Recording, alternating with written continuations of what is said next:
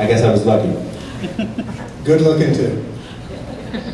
I got a couple questions for you. When we were putting this shop together, we got to go look at a lot of pictures. And one that I remember, and I think one you remember, is sitting right around here in that red hallway, and it's Lance racing in Valkenburg up the final climb there at the World Circuit. 1998, terrible, rainy day, but he's just off the podium. I guess he finishes 4th that year, and I think that's where you guys first really, other than some fleeting conversations on the bike, and I know he had a perspective on you, but that's the first time you guys really sat down and talked, didn't it? Yeah, well, I had a meeting with the manager, I think a few hours before, and then I met Lance in that hotel. And of course, he was thinking about the World Championships, and he wanted to do well. He finished 4th in the time trial and was preparing for the road race. And back then, it was the year of his comeback into professional cycling, '98. And before, he had been mainly a one-day specialist. And I remember there, I told him there, I said, look, I accepted the job. We had a meeting with Gorski, and I think everything's fine. So he was happy to hear that. And I also said, I think we should focus on the Tour de France. And I still see that look on his face. He said, okay, we can probably try to win some stages, because he was a one-day racer. And I said, well, I think you misunderstood. I said, the Tour de France, win the whole thing.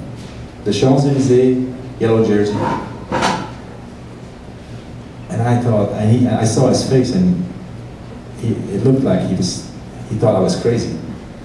But after some time, I let him concentrate on the World Championships. He did the race, and then afterwards we talked, and I must have convinced him.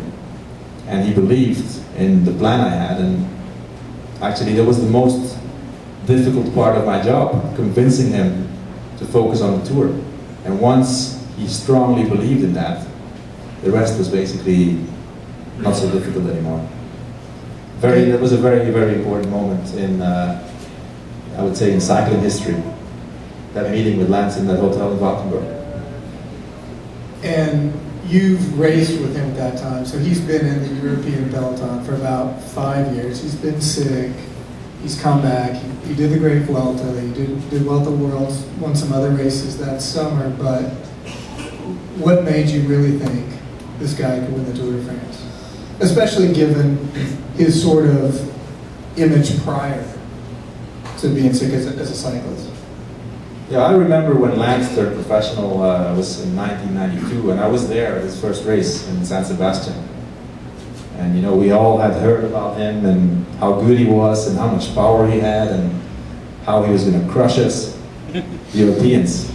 And at that first race, San Sebastian is a big classics race. It's about 250 kilometers, a one-day race. And it was terrible weather. And I remember he finished that race, but last. It was bad weather, and I think it was almost dark when he crossed the finish line. But he finished. And a week later, in another stage race in Spain, he already won a stage, which was very, very unusual for such a young professional. And already there I said, this guy, he has something special.